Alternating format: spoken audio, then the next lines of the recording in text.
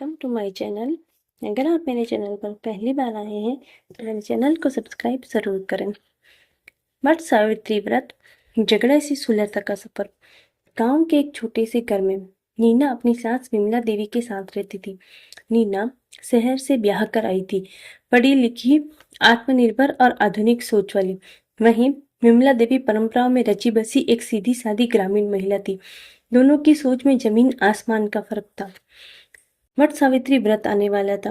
विमला देवी बचपन से यह व्रत करती आ रही थी। उनके लिए यह व्रत सिर्फ परंपरा नहीं बल्कि श्रद्धा और आस्था का प्रतीक था। लेकिन नीना को यह सब पुरानी सोच लगता था।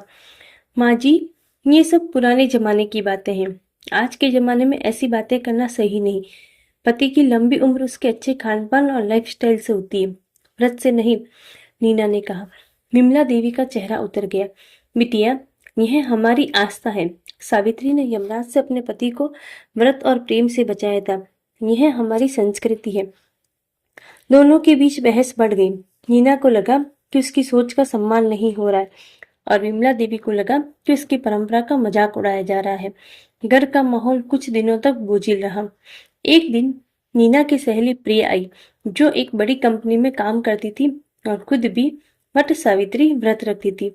उसने नीना को बताया, मैं इस व्रत को परंपरा से ज्यादा प्रेम के प्रतीक की तरह रखती हूँ। ये हमें याद दिलाता है कि रिश्ते केवल खून से नहीं, दिल से चलते हैं।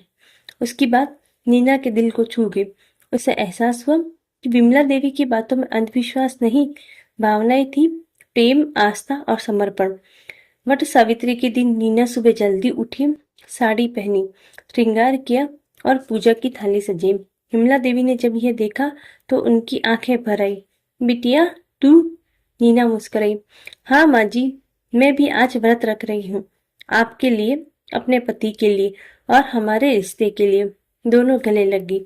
उसी दिन वट वृक्ष के नीचे नीना और विमला देवी ने न केवल अपने पतियों की लंबी उम्र की कामना की बल्कि एक नई शुरुआत की प्रार्थना भी की।